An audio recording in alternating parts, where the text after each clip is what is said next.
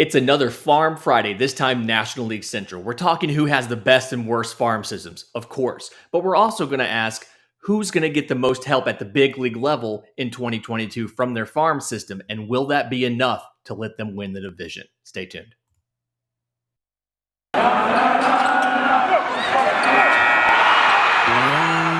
You are Locked On MLB Prospects, part of the Locked On Podcast Network, your team every day.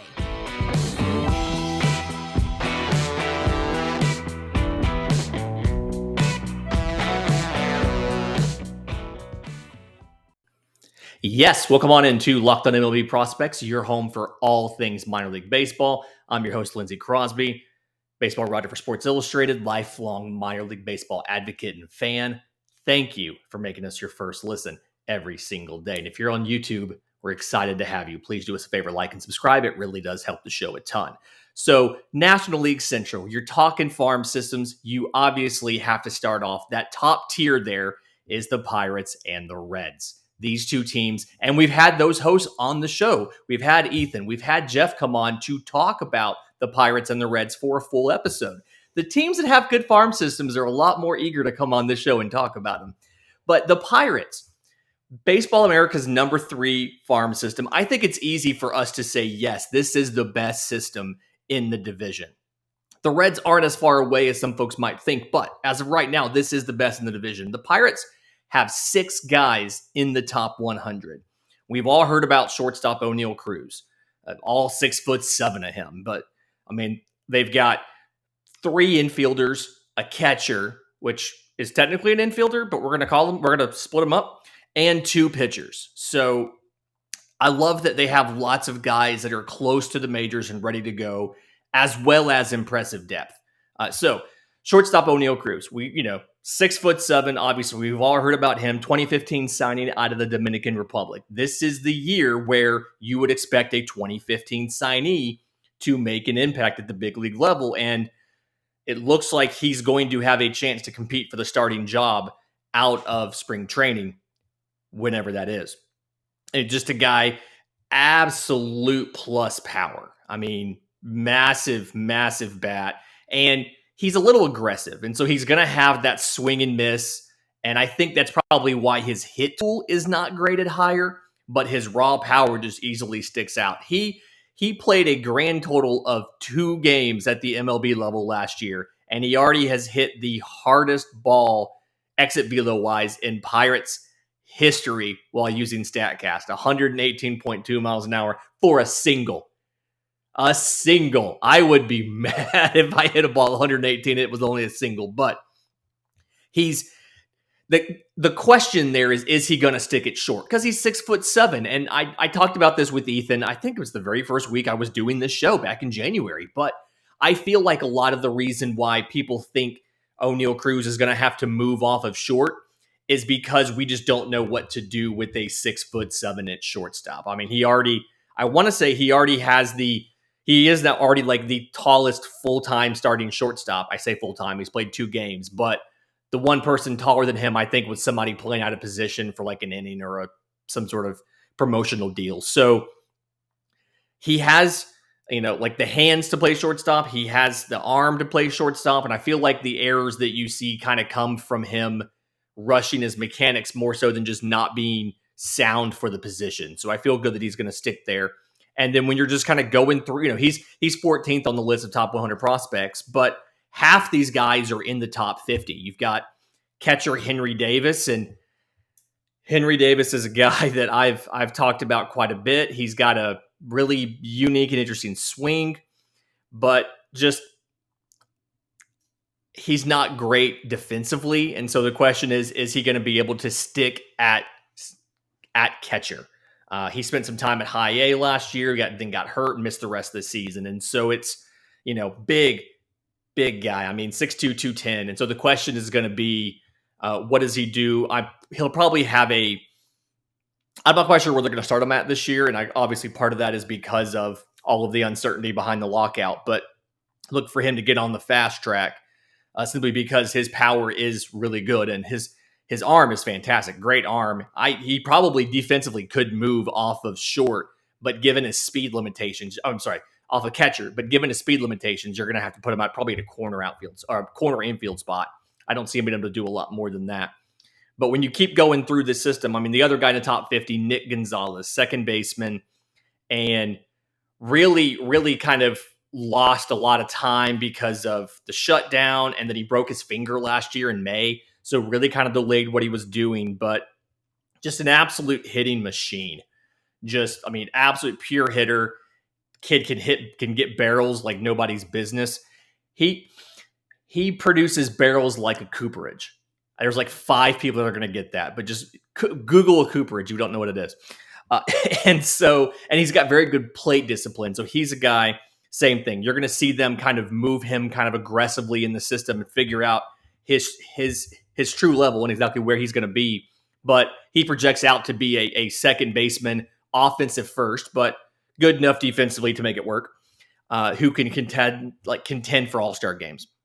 And then you kind of look at the other half of these guys in this top 100 are all back half guys, but you've got right-hand pitcher Ronnie Contreras, 2016 IFA. So again, right around that same timeline of he should be getting ready to debut sometime soon.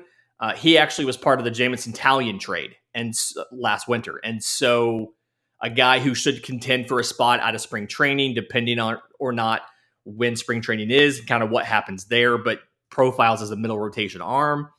You've got Quinn Priester, number 88 overall, another right-hand pitcher, 2019 high school kid, so he's got a couple of years on him still. But he's a guy, I mean, fastball hits 98, just absolutely shows some pure good stuff.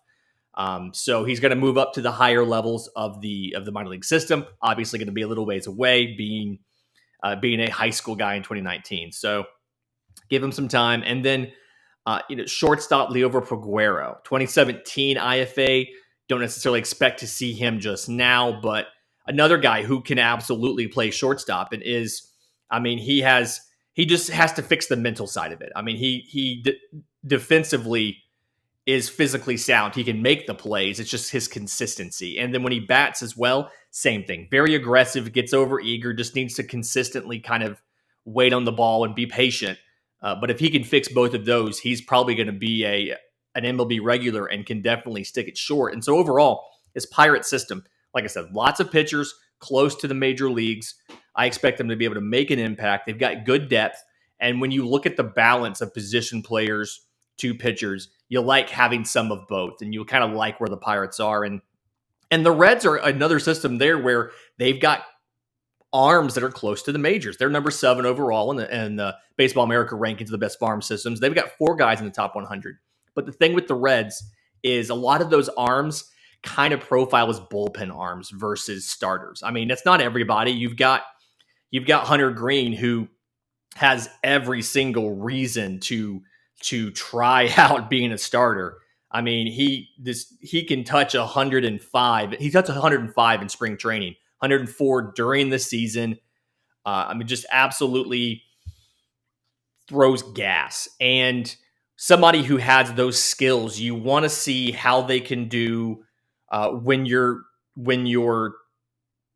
trying to go out for multiple innings. I mean, he's got a slider that he is kind of inconsistent. It's gotten better, inconsistent.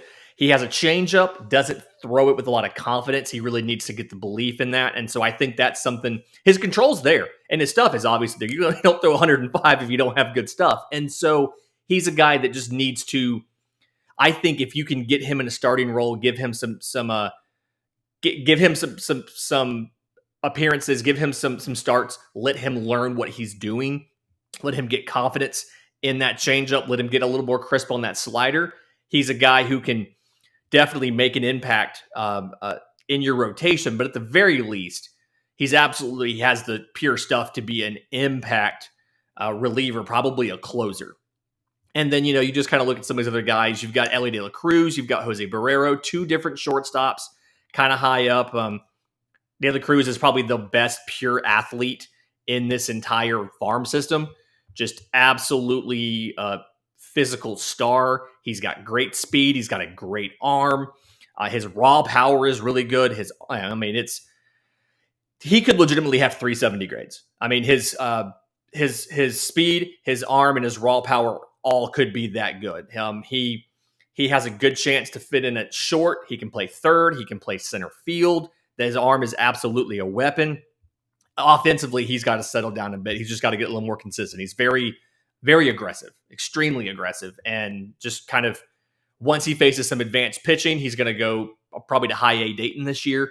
Once he faces some advanced pitching, he's really going to learn the patience at the plate to go ahead and make the adjustments he needs to make. But overall, this system, a couple guys who are ready to debut, a couple guys who are close to the majors as far as bullpen arms, highlighted by Hunter Green, the flamethrower, and then position players with a lot of upside. They can do a lot of stuff. ONeil Cruz, a lot of upside with him. Just needs to figure it out offensively as far as his approach. But if you want more on both of these guys, you can go back in the feed. We have a Locked On Pirates crossover, a Locked On Reds crossover. Both of them great episodes. You can check out more. I do want to tell you about the Cubs and the Cardinals and some of what they did and some of what their systems do. But first, I do want to tell you about our friends at Built Bar. When we talk about all these young prospects putting on weight, we talk about how minor leaguers don't necessarily have the best nutrition supply when they're in the minor leagues. Something like Built Bar is absolutely useful. Built Bars are the protein bars covered in 100% real chocolate. They taste better than candy bars. Low calories, high protein. And it's something where if I owned a minor league team, I would have tons of Built Bars available to these guys whenever they wanted them. It keeps them from eating candy. It's healthier for them, and it helps with their physical development. So check out all the flavors. It might be a mint brownie, coconut almond, white chocolate cookies and cream, peanut butter brownie, cherry barcia. My wife had one of those today. Like, all of those are great options. Or if you want a treat, go get the Puffs. It's the first ever protein-infused marshmallow. Those flavors are really interesting dessert flavors like coconut marshmallow, banana cream pie. So go check all those out. They're all on the website. While you're on the website, use promo code LOCKED15 and get 15% off your order. That's promo code LOCKED15 at built.com. So the next tier, Cubs and Cardinals. And both of these are kind of in that, this is tier 2, but this is kind of that middle, like average to slightly below average kind of.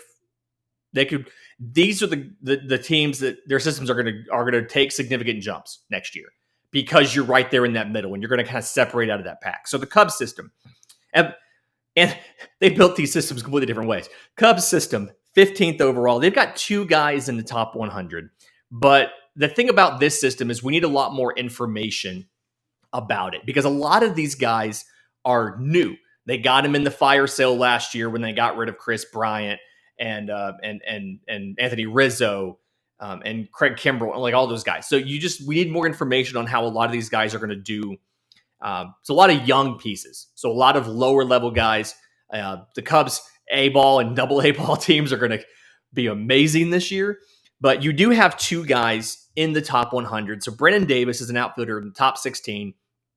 He's actually the son of a former NBA point guard. So it's just always nice to see these little connections with sports and things like that. But no, he played basketball, he played football, he played baseball in high school, second round pick in 2018.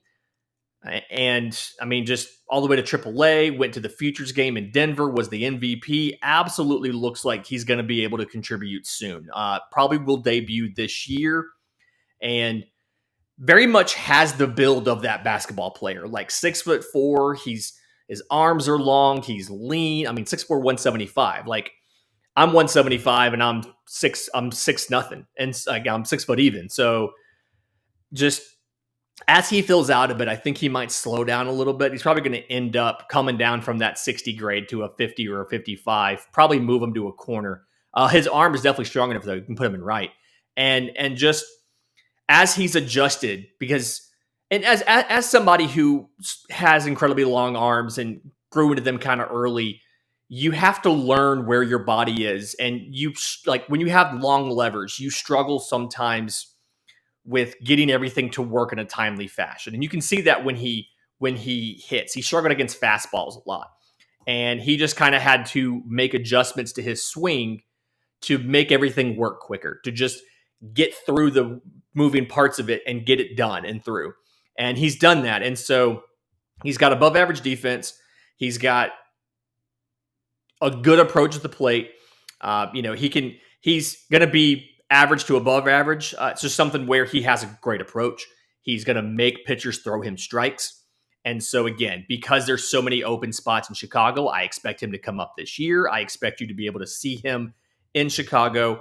I don't know if Christian Hernandez is going to quite be there yet. Christian Hernandez is one of the top players in the 2021 IFA class. They signed him for a $3 million deal, which was a record for the Cubs as far as the franchise, how big they did one. But played it in the Dominican Summer League, looked great, ends up coming in in the top 100.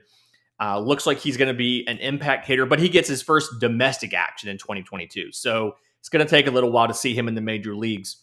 But it kind of fits the theme of a lot of the talent in this system is lower level guys. And so they're young. There's more volatility there. A lot of high schoolers, a lot of IFAs, things like that. But they're talented enough where some of these guys are going to pan out. And this is probably going to be the core of your team the next time they contend.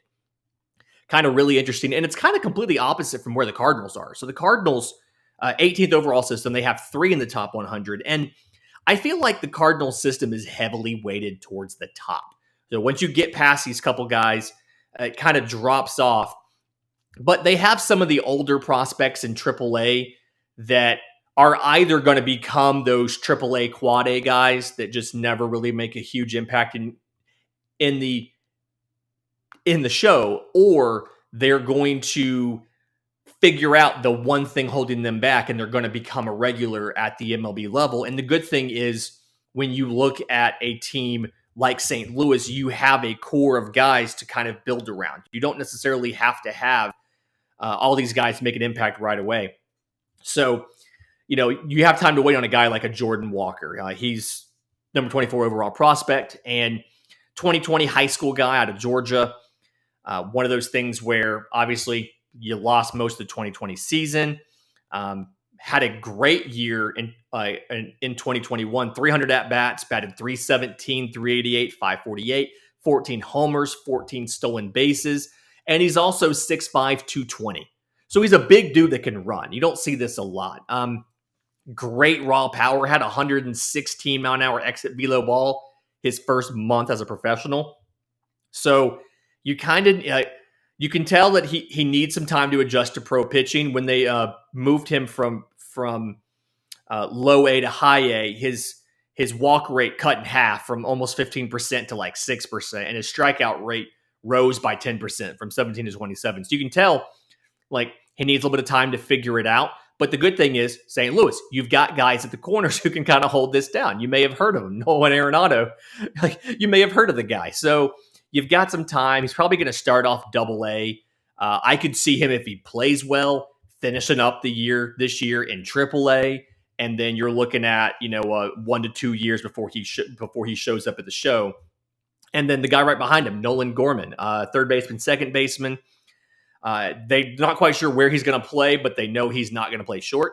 He was a third baseman. He moved to second after they acquired Nolan Arenado. But he's a guy, another guy, 2018 high school guy, lost that 2020, but had the alternate site, was in the upper minors, finished third in the entire system with 25 home runs. And got better as he advanced. His strikeout rate went down as he went up and up on levels. Really good arm strength.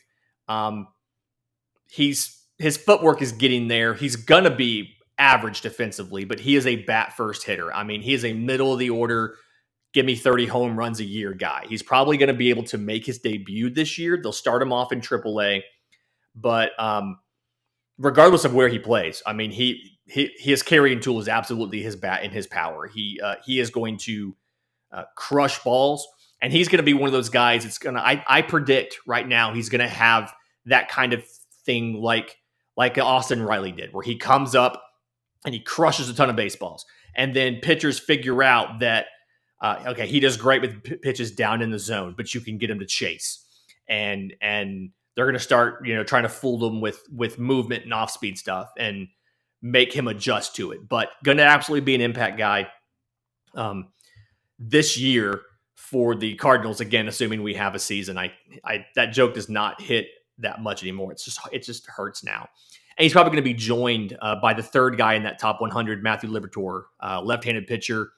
Going to profile as a good, probably number 3 or so. He's got above average curveball. He's got a fastball that really doesn't know what velocity it wants to be. It's not as hard as a lot of guys do, but all the secondaries are great. Curveball, low 80s slider. He's got a change. They're all above average. And so nice arsenal. He's a good mental pitcher, kind of really knows how to attack hitters and what he wants to do. So a lot of talent. They've got enough there to help the big league club. The thing that I worry about is once those guys come up to the major league level, after that, you have a steep drop off to everybody else. And so the Cardinals are going to have to make some savvy trades, get lucky with some IFAs, go a little heavier in the international free agent market to try to replace some of this top level talent simply because so much of it is at a high level and getting ready to debut. And if I had to kind of place a bet on it, I will tell you, if you're doing that, in the next segment, who I think is going to win this division. But first, I want to think about our friends at BetOnline. This was brought to you by our friends at BetOnline. And I know that football is now over, but basketball is still going, pro and college basketball. I actually got to go to an Auburn basketball game the other day, number 2 team in the country. Tons of fun. That arena was rocking. So whether you're caught up in the spirit of pro and college basketball or you want to check out the other sports going on right now, hockey, boxing, UFC, the Olympics, you can, betonline.net is your number 1 spot for all of those sports betting needs, whether it's sports scores, breaking news, updates, things like that. So head to the website or use your mobile device to learn more because BetOnline is where the game starts. And the final system here in tier 3 is the Brewers, the 25th overall system. And this is another situation, kind of like I talked about with the Brave system, where you're not as mad because it's doing its job. They've graduated so many pitchers in recent years and good pitchers to the major league level. And so what you have left is one guy in the top 100, left-hander Aaron Ashby, 2018, I believe he's a junior college guy. Yeah, 2018 junior college guy, 4th round pick. And so one minor league pitcher of the year, first year in the system. And then one instructional league pitcher of the year in his first offseason in the system. And so a lot of promise. He's now a power pitcher. He actually had 2 appearances against the Braves in the NLDS. But fastball can touch 99. Doesn't have the contact he necessarily needs to have with it, but it doesn't matter because the slider is a plus pitch at worst, if not even better. And he does a really good job at disguising it. And so he can really kind of throw you off as far as it looks like it's a strike and then boom, it's gone. I mean, just right out of the zone. He's got a changeup. He's worked on it a lot. It's at least average now, which is better than it was. And then a little bit of a harder changeup, but if you're throwing 99, you can have a 87, 88, 89, 90 changeup and you can get away with it. It has good action to it, so you can make up for the fact that maybe the speed gap isn't as much as you want because it's got good late action to the pitch. It makes it harder to hit. And then has a curveball, good, doesn't use it enough. He likes to go to the slider a lot, and so he relies heavily on that fastball slider combo. Again, has a changeup, has the curve, needs to trust those a little bit more. Can get a little deception in his delivery. He might mess with his tempo, might mess with his leg lift, things like that.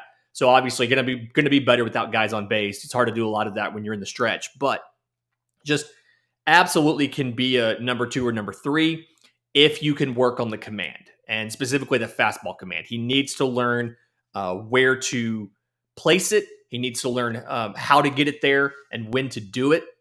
And I kind of see him as taking that same development role that you saw Corbin Burns do and Brandon Woodruff do, where he might start off being used some as a reliever with the intention of we're going to move him into the bullpen eventually. So I actually think that you may like if you see him in 2022, it's going to be as a reliever. And if the rotation stays healthy, you don't need him. Then you'll see him probably in 2023 as a starter. I think he might be better as a starter simply because I just don't trust the fastball enough for him to be a full-time reliever without a fastball that you can command like that. But especially when you have good secondaries. But that's the issue with this system is you've got him, and then you've got a lot of young guys, and they've like really young guys. They've got a lot of upside, but they're young, and so there's a lot of that volatility in there. I mean, you've got 2021 draft pick Sal Frelick, who undrafted out of high school. You know, he's a short king, 5'9", 175, ACC Defensive Player of the Year at Boston College. You've got Bryce Turang, the shortstop out of high school in 2018, the first round pick. Maybe it's short, maybe it's second, but a guy like needs to add power if he wants to be a regular. And if not, you're looking at a utility guy. And so like a lot of these guys, you know, they have, 2020 pick Garrett Mitchell out of UCLA, the outfielder, kind of like one of those things. You have questions about these guys, a lot of talent, more volatility than you would like. And so that's why the Brewers system kind of gets downgraded a bit to 25th. And when you look at it and it's like, okay, who's going to benefit the most from their farm system in 2022? The teams that I think about the Pirates, I think about the Cardinals. Both of the Cardinals going to bring up a couple guys. The Pirates obviously have plenty of jobs open. There's not very many jobs that are safe in Pittsburgh. When you lose as many games as they have, everything's up for grabs.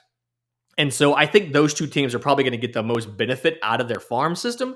But as far as who's actually going to win the division, BetOnline.net does not have any divisional odds yet. I think they're waiting for the lockout to be over. But, looking at the performance last year, the Cardinals had a great second half. But the Brewers were good. They have good pitching. I think it's going to be really close. They can go either way between the Cardinals and the Brewers. I have the Cardinals winning by probably a game over the Brewers, but they're going to take it out to that final weekend of the season. The Reds probably a year away. I do think the Pirates have a chance to outperform the Cubs, depending on what the Cubs do. Do they decide to go total rebuild and move Contreras? What do they do? But I think the Cardinals getting that extra help from their major league ready talent on the farm is going to just put them right over the Brewers into first place and win the division and make the playoffs. But either way, going to be interesting and fun to see. It's been a great week on the show. Have a great, enjoy your weekend. Have a good time. We're going to come to you on Monday with a special President's Day episode of Locked On MLB Prospects. But in the meantime, if you have any questions for the show, you have anything for me, we're going to do a mailbag in a week. You can send it to me. I'm on Twitter at Crosby Baseball. The show's on Twitter at Locked On Farm. Please rate, review, subscribe, all those good things. If you're on YouTube, thank you for watching. We really do appreciate it. And until Monday, this has been Locked On MLB Prospects.